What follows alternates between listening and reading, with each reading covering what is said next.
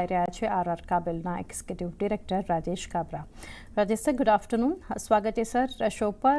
Sir first of all congratulation sir on strong set of numbers. Street काफ़ी पसंद कर रहा है, एक नए लेवल्स पर आज स्टॉक पहुंचा है.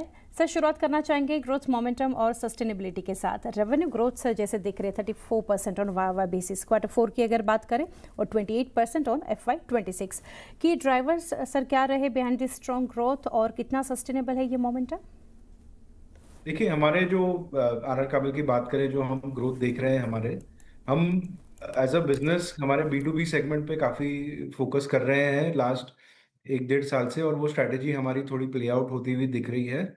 हमने लास्ट ईयर प्रोजेक्ट राइज जो हमने हमारे इन्वेस्टर्स को प्रेजेंट किया था, उसमें करीब 16 से 18% वॉल्यूमेट्रिक ग्रोथ की हमने बात की थी, और वो हम डिलीवर कर पा रहे हैं. और आगे भी हम को यही लगता है कि हम ये राह पे हम चल पाएंगे जहां पे हम 16 से 18% डिलीवर कर पाएंगे. जी sir, cable and wire segment में अगर देखें तो सर एक वॉलेटिलिटी हमें ग्रोथ में देखने को मिल रही है. 16%, फिर 49%, 36%. सर क्या वॉलेटिलिटी कैसे ड्राइव हो रही है? यहाँ से डिमांड साइकिल्स, प्राइसिंग, एग्जीक्यूशन वो समझना चाहेंगे. इसमें ऐसा है कि देखिए, जो वैल्यू ग्रोथ के जो नंबर्स आपको इंडस्ट्री में देखने को मिलते हैं, काफी हद तक कुछ क्वार्टर्स में वैल्यू मोमेंटम प्राइस राइज के कारण भी हमको मिलता है. इसलिए हमको थोड़ी हमारी यही डायरेक्शन रहेगा कि हम वॉल्यूम ग्रोथ पे उस पे ज़्यादा हम फोकस करें तो बेटर होगा.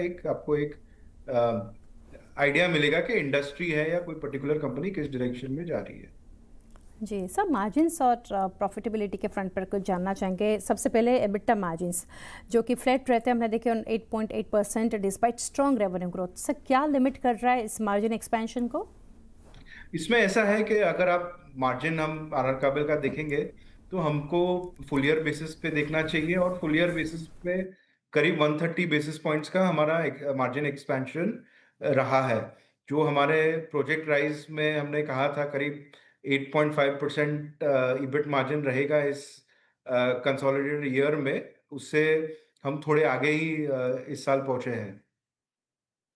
जी सेगमेंट वाइज सर अभी परफॉर्मेंस देखें CNW का सर जो है, जो सेगमेंट केबल एंड वायर के फ्रंट पर देखें तो अभी भी कंट्रीब्यूशन देख रहे हैं, प्रॉफिटेबिलिटी को यहाँ से ये सेगमेंट ड्राइव भी कर रहा है. बट FMEG जो है यहाँ से रिपोर्ट किया है लॉस ऑफ 9.2 करोड़. सर क्या रोड मैप है आगे? इसमें ऐसा है, देखिए FMEG में हमको ये साल के अंदर जो FY26-27 है, हम इसमें फुल ईयर बेसिस पे प्रॉफिटेबिलिटी टारगेट कर रहे हैं.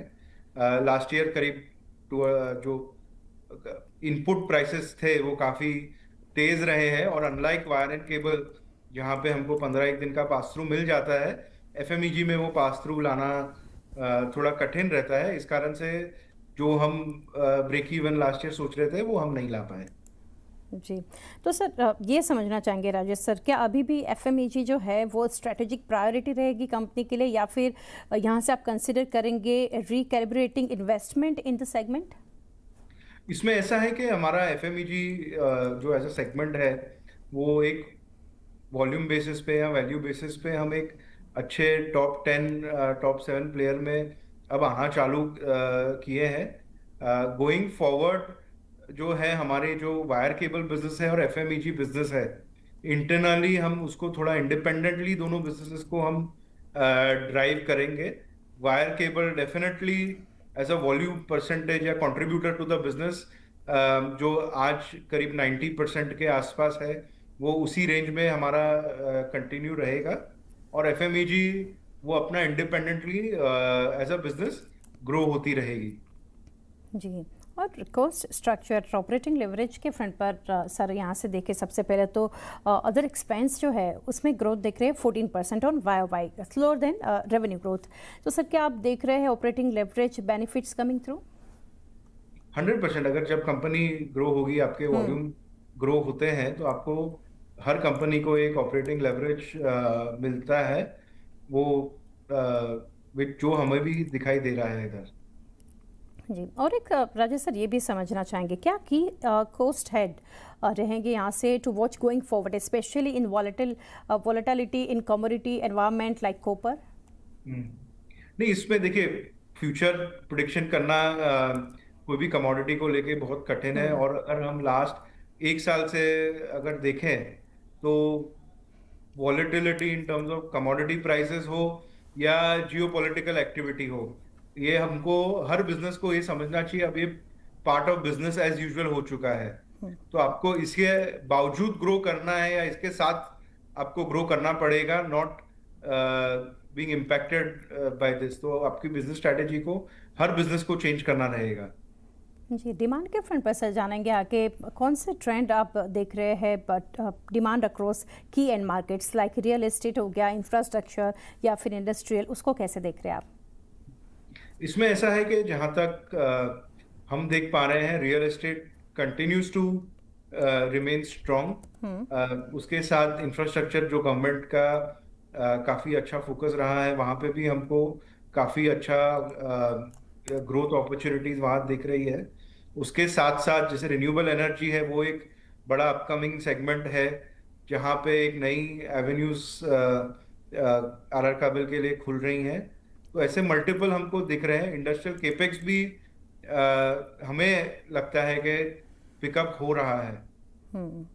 और करंट ग्रोथ सर अगर देखें यहाँ से राजेश सर, क्या यहाँ से ज़्यादा ड्राइव कर रहा है वॉल्यूम एक्सपेंशन या फिर प्राइस रियलाइजेशन, आप कैसे देख रहे हैं? नहीं, वॉल्यूम एक्सपेंशन तो आपका होना ही पड़ेगा। आप वैल्यू पे लॉन्ग टर्म पे डिपेंड नहीं कर सकते, क्योंकि वैल्यू आपको दोनों साइड खींच के लेके जा सकता है। तो हमारा यही टारगेट रहेगा कि हम कैसे 16 से 18% वॉल्यूमेट्रिक ग्रोथ कॉन्स्टेंटली डिलीवर कर पाए ऑन अ एनुअल बेसिस। जी सर, तो सर फ्यूचर डिमांड को सपोर्ट करने के लिए कुछ कैपेसिटी एक्सपेंशन प्लान्स कंपनी के?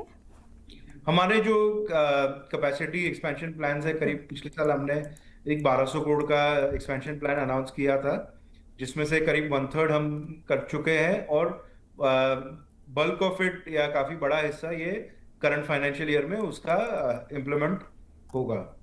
जी सर, कॉम्पिटिटिव लैंडस्केप के फ्रंट पर एक मैं जानना चाह रही थी आपका व्यू।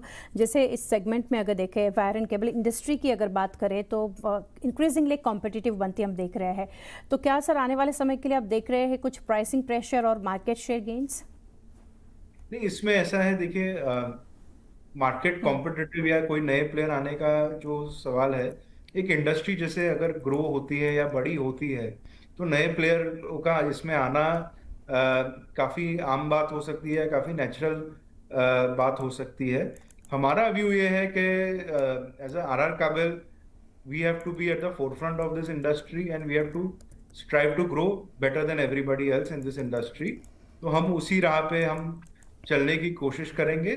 बाकी जो जितने भी, जैसे मैंने कहा कि इंडस्ट्री बड़ी होगी तो नए प्लेयर आना इसमें कोई खास बात नहीं है। जी, एंड सर लास्टली, जैसे कंपनी ने यहाँ से जो डिलीवर किया 28% growth in FY26 versus FY25 की बात करें तो 15%, इसको लेकर सर अभी for financial year 27 growth outlook क्या रहेगा और कुछ ग्रोथ ट्रेजेक्टरी रिस्क आप देख रहे हैं? नहीं, अभी फिलहाल हमको काफी अच्छे टेलविंड्स लग रहे हैं इंडस्ट्री में। और जहां तक हमारी बात है, हम थोड़े वॉल्यूम बेसिस पे ज्यादा प्रेफर करते हैं, क्योंकि बात करना तो हमारा जो गाइडेंस रहेगा वॉल्यूमेट्रिक बेसिस पे करीब 16 से 18% on a full year basis ही रहेगा।